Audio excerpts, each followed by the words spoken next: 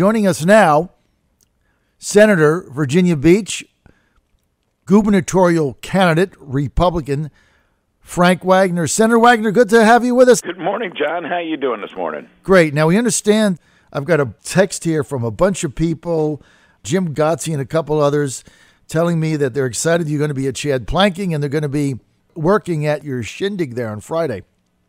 Yeah, absolutely. We're looking forward to it. Okay, now, Frank, many people said you won the debate at Liberty University on Friday. There's three people in the gubernatorial race on the Republican side: Ed Gillespie, Corey Stewart, and Frank Wagner. You guys had a debate in Lynchburg at Liberty University. Got a couple people said it was your best performance to date, and you were applauded for your honesty. Can you share with us why you thought you won that debate and how that might be an impact on your campaign, Frank, going forward? Well, I think it's, I won the debate because the other two don't know anything about what's going on in state government. And it, became readily apparent to everybody in the audience that I knew what was going on, that I was able to deal off the top of the deck, tell people exactly what the state of the situation was in Virginia and how we go about fixing the economy of Virginia. And it became real apparent to everybody in that audience, from Jerry Falwell Jr. on down, what the positions were of the three candidates, but more importantly, who they felt was in the best position to run the Commonwealth of Virginia. And it's like I've said over and over again, John, every voter is a shareholder of Virginia. And what you're doing is you're picking somebody to run Virginia for you, just like you would in a company or a stock or anything else. You're picking that. So when you leave all the hyperbole around, when you leave all the ranting, everything else around, you're hiring somebody to run Virginia. And it became patently obvious to those that watched the debate, and I would encourage everybody else to watch the debate. It's, certainly on tape. We'll post it on our Facebook and our mediums. But watch the debate, and you make the determination. I encourage everybody to watch the debate, and I look forward to some more debates. I suspect that at least Mr. Gillespie will start ducking debates. So anyway, that's the way it went, and I think everybody's very clear about it. All right, Senator, financially, you're going to be behind. I know the financial disclosures are coming out today. Sure. We know you're going to be at a significant cash-on-hand disadvantage to Gillespie. Do you really have enough time going forward with a shortage of being outgunned financially? Gillespie, the frontrunner, is going to drop $1.5 million in ads in the final 3-4 weeks in Virginia. How do you overcome that and win this race? Well, I'm going to leave you with a few thoughts here. Okay. Hillary significantly outspent Donald Trump. Scott Taylor was outspent better than 10 to 1. 12 to 1. By Randy Forbes.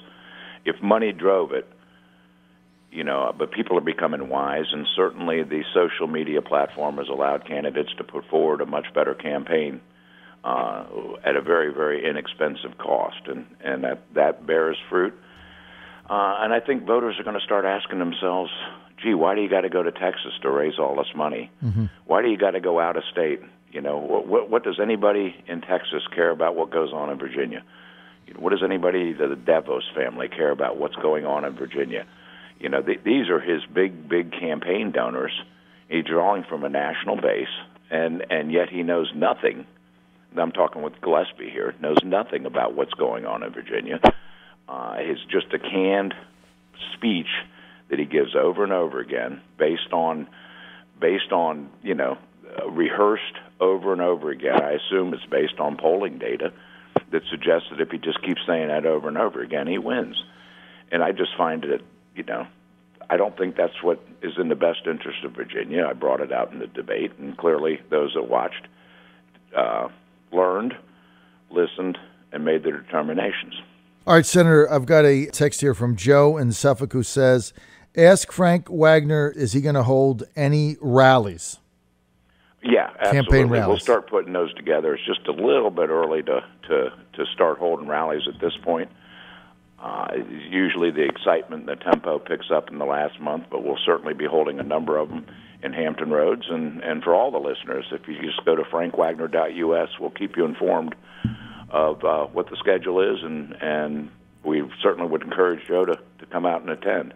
You know, something interesting, John, I thought I'd share with you, something that the African-American Republicans, and there are some, believe me, and it's growing. I believe it's growing because basically the African-Americans share many of the values that we Republicans do. They're conservative, family-orientated, and offer tremendous opportunity. Now, there was a forum for all three candidates in Alexandria, Virginia, which is literally, 10 miles from Gillespie's home, maybe 15 miles from Corey Stewart in Prince William County. I drove up Saturday. I drove up all day, and traffic was miserable. Got to the debate, quote-unquote debate. I was the only one who showed up. And it was very, very interesting, but the reception I got was very warm. Now, there were some folks asking me some tough questions, and we answered those fine, but I just think that speaks miles, that here they are in their own backyard, and they don't take the time to reach out to other conservative voters. And primarily this audience was conservative, and not even take the time to go there. I mean, that's inexcusable in my mind. And certainly on a party trying to build itself and build, to get to the majority, to basically give a slap in the face when they know you only live 5 miles away. This was Alexandria. Heck, Gillespie lives in Mount Vernon, 5 miles away, and couldn't even make it. Couldn't even take an hour out of his schedule to go down there. That speaks miles about what kind of governor he'll be, in my mind, if he was ever elected. But he's not going to be elected because of that attitude. I don't think he's not going to win the primary. I'm going to beat him. So what you're saying is Stewart or Gillespie never went to that debate in Northern Virginia? Absolutely. I'm going to tell you, John, I'm going to give you the phone number of Raynard Jackson. Raynard is a conservative columnist, writes consistently up in Washington, D.C.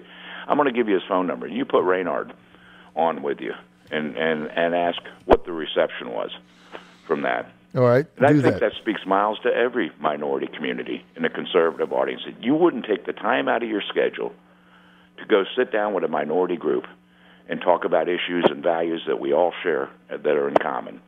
I mean, I could not believe it when I walked in there and I was the only candidate who bothered to show up. That is just hard to believe. But look, this happens when somebody's in the lead. But look, I don't know the details of it, but you text me his phone number, and I will definitely get him on. No question. Absolutely. And let me tell you something else. Is it I'm in the lead, and I'm afraid if I keep showing up against him, I'll lose? What are you afraid of? I don't know. What are you afraid of? Your views, your values aren't what the voters want. So I'll continue to smear them with money and tell them a message and that's exactly what Gillespie's trying to do. I'll smear them with the message, and I'll just overwhelm them with money, and I'm going to win the election. You know what? Politics is way too full of people like that.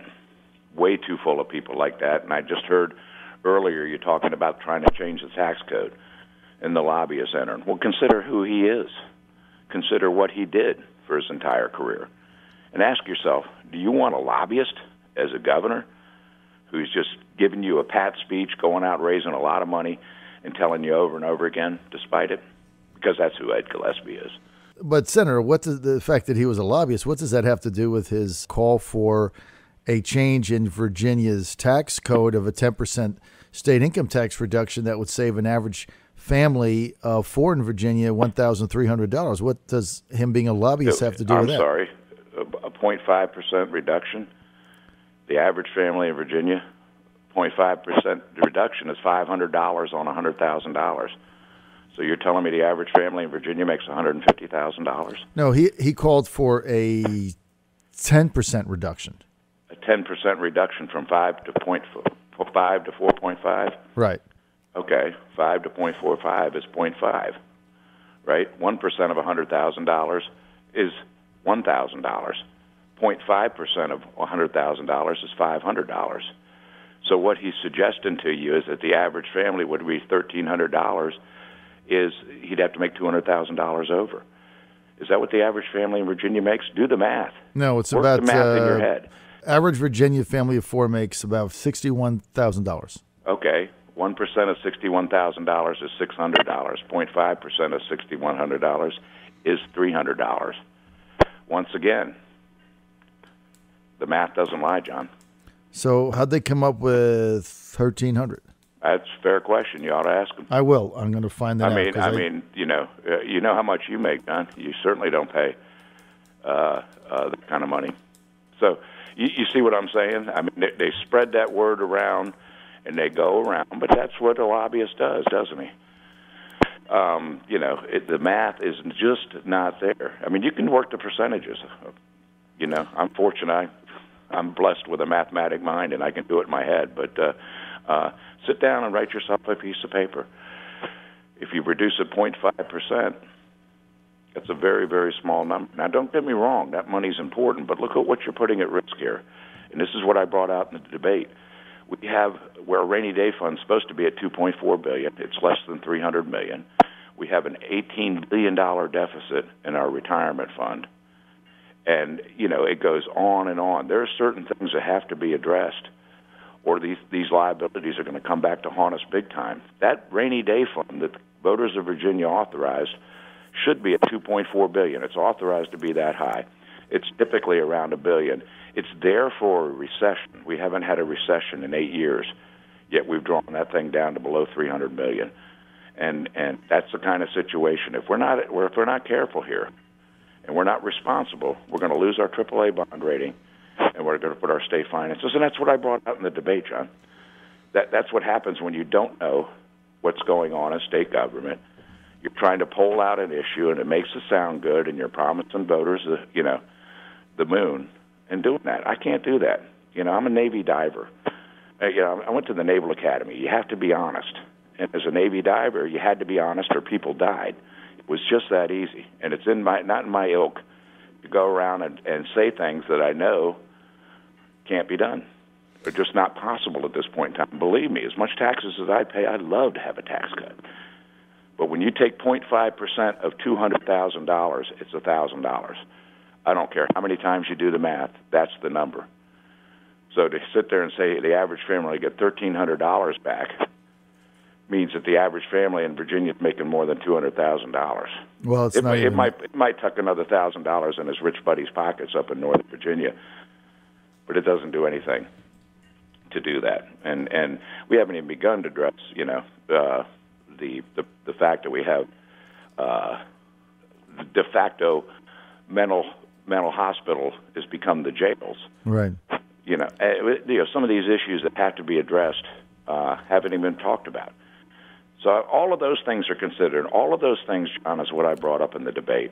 And all of those things are why I won that debate and why you hear overwhelmingly that I won that debate. I've had a lot of people have come to me and said that. This is from Corey in Danville, texts in and says, Frank is spot on the tax cuts. We can't afford them now. Senator, want to get to tolling hot lanes up I-64, basically from the Virginia Beach area all the way up through Williamsburg to Richmond. And now there's a movement underfoot that says, look, let's just put this hot lane in. Let's toll it, but only for the people that want to pay the toll with the easy pass, kind of like going on 95 up to Washington, D.C. like I do. Therefore, it's optional. But then a lot of other people saying, well, wait a minute, what did we get this tax increase for in 2013? We got the tax increase in order to build roads. Now you want to toll them for hot lanes, so it's going to cost me $10. Look, if at the maximum expense time, if I go from Fredericksburg to Washington, D.C. at the maximum hot lane time, because the difference with how many cars are there, I can spend up to $18 going, 40 miles or something. How do you stand on these tolling hot lanes on I-64? And didn't the 2013 tax plan compromise pay for that? Well, let me just say this. The 2013 tried to catch up for a funding gap because we had a per-gallon tax in 1987 that hadn't been touched. So as cars got more fuel efficient and people drove the same amount of miles, what we had was a decreasing amount of revenue from every car on the highway, in effect a tax cut, which is a wonderful thing if you can afford it. Okay, and consider how fuel-efficient cars were in 1987 and how fuel-efficient they are today. I mean, they're on average probably 40-50% more fuel-efficient, which is a 40 to 50% drop in revenues collected because it's a per-gallon tax, assuming you drove the same amount of miles. That was the problem. So what we did in 2013 was try to catch up with that deficit and bring it more in line to raise those revenues. Now we basically have a flat tax because of the way that the mechanism for taxing gasoline, which is why I've said what I've said over and over again. As you know, John, as part of my platform, we don't have enough money for transportation, even at this point. Believe me, there's a lot of activity going on. Every dollar we raised, you know, there's projects going on right now that wouldn't be going on, and you can see them right now had we not done what we did. Now the question becomes, that's it. We're doing the best we can with what we have, and so there's a movement afoot in the McAuliffe administration that says, well, we're not going to pay for our roads as we build them. We're going to go out and borrow the money, and we're going to put hot lanes in. And if people want to stay stuck in traffic, they can stay stuck in traffic on that side. But, you know, for those with the means that can afford to drive up and down a hot lane and actually get back and forth in a reasonable amount of time, where there'll be a special class and they can go on with themselves. I think it's a totally wrong direction to go. Take a look, and I want you to compare the per-gallon tax rate in North Carolina and Virginia. The per-gallon tax rate, because we have a floor. We do a percentage, but we have a floor. The per-gallon tax rate is, in effect, more than twice as much in North Carolina than it is in Virginia. Now, I want all your listeners to go to gasbuddy.org right, and look at the price differences. There's very little, if any, price difference between the retail price of gasoline in North Carolina and Virginia, which tells me a couple of things. First of all, retailers will charge what retailers can get away with for gasoline. And that's America. That's capitalism. I got it. I understand it. But I also understand that market rate will stay the same even if we raise the tax, because all you got to do is compare North Carolina to Virginia to see what happens. That's why North Carolina, John, as you well know, is proposing an interstate highway system parallel to Route 58 in North Carolina to come up through the city of Chesapeake because they want access to our port. Where do you think all the economic development activity is going to occur? It's going to occur along that interstate highway in North Carolina because they had the money to make that investment in the future of North Carolina, and we don't. And so we will continue to see stagnant economy in Danville, Martinsville, all those places out west until we make that investment. Otherwise, we're going to get our lunch eaten. That's part of my economic development proposal, as you well know. And if we don't make these investments, what we're going to do, I hate hot lanes because it says two things. You're going to go out and pay $1 to build the road, and then you're going to pay $1 to Wall Street for the interest. Any toll road means you borrowed the money. There's certain projects you have to. I mean, you know, things like Chesapeake Bay Bridge Tunnel, those things that are just so massive that you won't be able to do it if you don't. So that's the kind of thing that's going on, John, and I think it's the wrong direction. There was a bill that came out of the House that came to the Senate, and we killed that bill that would have said all new lanes are hot lanes. Think about that for a minute. Right. They just have a totally bifurcated highway system in the Commonwealth of Virginia. Bad idea. I think it's the wrong way to go. That's Ed Gillespie's proposal is more PPEs, public-private partnerships. Right. Those are more hot lanes. You can read right into it, and that means you can sit in 95 traffic or pay $18 and get to Washington, D.C. in a reasonable amount of time. Yeah, if Virginians think that's the right way to go, I'm not your candidate. If Virginians think we ought to pay for the roads and build them and make a bigger effort in gas taxes to do that, then I'm your guy. All right, I'm almost... And you know, and the third answer, which is do nothing, is just not an answer. That's a blueprint for economic stagnation and, quite frankly, when you run it out a little bit longer, you know, an economic decline. And that's just the wrong way to go. So I think these are strategic investments that had to be made, and I think we pay for the investments as we move forward. We've already borrowed too much money from our kids and our grandkids.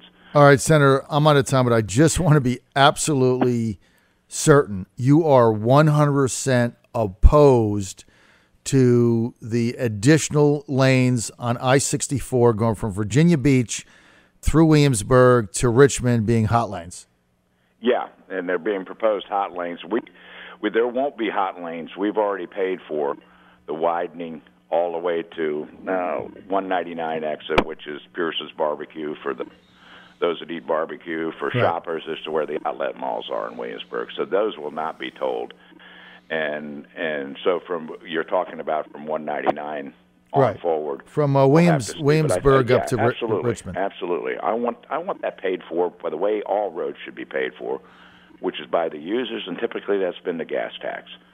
And let's build it the way it is, and let's stop taking $2 out of people's pockets for a $1 worth of road construction. Okay? I think it's a bad move. Why would you tax the taxpayers twice when all you got to do is do it once? Senator, we're out of time. I want to thank Thanks, John. I want to thank Senator so Frank Wagner for being with us. Always a pleasure to have you on. Appreciate your honesty. More information, Frank Wagner for Governor. Just go to Frank Wagner for Governor. This is the John Fredericks Radio Network. Stay with us.